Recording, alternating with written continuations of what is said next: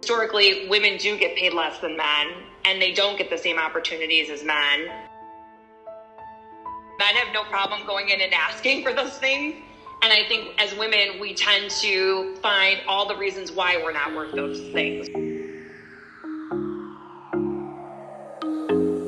Hello, listeners. This is Lily Mizak with the Blueprint News Network coming at you from Downers Grove, Illinois. Today we're going to shine the spotlight on women in the workplace and the importance of advocating for and upholding the success of working women. On average, women are 21% less likely to be promoted than their male co-workers.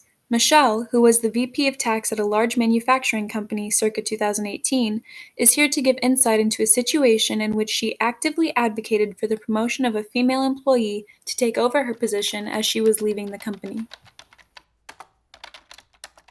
She was in another department working for a manager or one of my peers, a controller, that she felt like she wasn't growing under, so she came to my team and became my tax senior manager. And when I was leaving, I recommended that she take my role. Unfortunately, the smooth transition of power that Michelle was hoping for didn't exactly come to fruition. Her suggestion that her employee, Rachel, take over her role was met with skepticism and doubt from her boss. It left Michelle feeling frustrated, but she was sure and determined to secure the role for Rachel. I told my boss, the CFO, that this person, Rachel, would be fantastic and that she was who I wanted to succeed me in my role. He questioned if she was ready and would be able to take it on.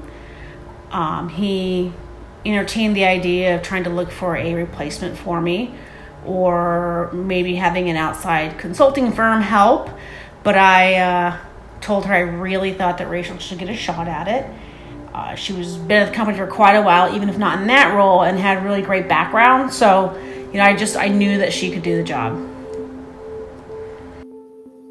Eventually, and not without some difficulty, Michelle was able to convince her superiors to offer her position to Rachel. However, on the eve of Michelle's last day, her execs informed her that the role they would be offering Rachel had changed significantly.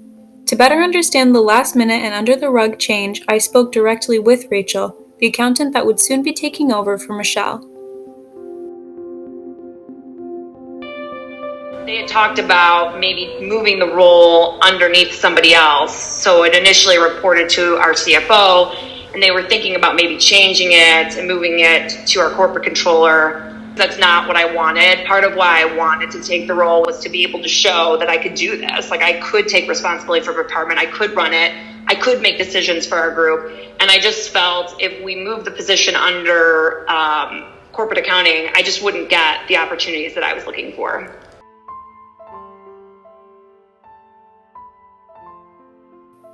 Rachel rejected the offer. Ultimately, it was not the role that she had been promised or was looking forward to. It was a blow, but Rachel stuck to her guns. It worked. Rather than losing her as a candidate altogether, her company relented. Thanks to the efforts of her VP, Michelle, and her own wits, Rachel would be promoted and report directly to her CFO.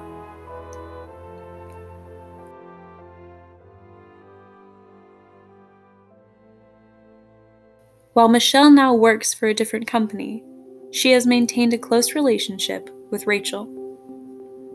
It ended up being fantastic. The CFO has been more than happy with her. She's received lots of accolades and lots of compliments on her work, and she's just done an outstanding job this past year.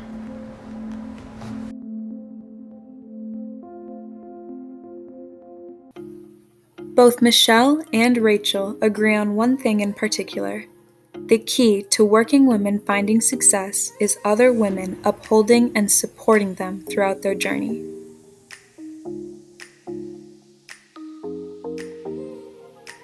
This has been Women in the Workplace. From the Blueprint News Network in Downers Grove, Illinois, this is Lily Mizak signing off. Thanks for listening.